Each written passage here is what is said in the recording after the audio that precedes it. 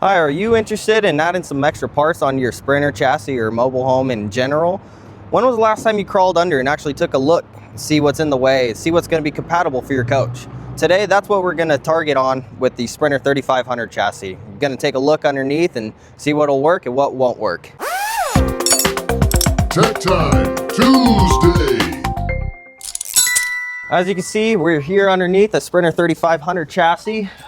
As you can see, we have our SS110 rear sway bar, along with our fully adjustable Koni shocks and our forward-facing rear auxiliary sway bar. We were going to go with the track bar on this, but as you can see here, the exhaust system is actually in the way for where our mounting bracket for the track bar would go, as well as the leveling jack hydraulic pump. The track bar bracket would usually mount to the ears of the end link and stretch directly across, but as you can see, that will not work. Our customers came in expecting one of these to work, and upon further inspection, it actually will not. So, to deal with that, we offer a forward tailpipe relocation kit, but for this, the hydraulic pump, that is not movable. You cannot relocate it, you can't move it. So the track bar, unfortunately, will not work. It is not compatible for this chassis. As you can see, we're now facing front to back. You can see we have our SS88 1898s on here, as well as our 1209 131 front-facing rear auxiliary sway bar. On a lot of the Unity chassis, there's actually a water tank that is in the way of the mounting brackets here. Lots of people think that our parts are compatible for cross chassis for the Sprinter 3500.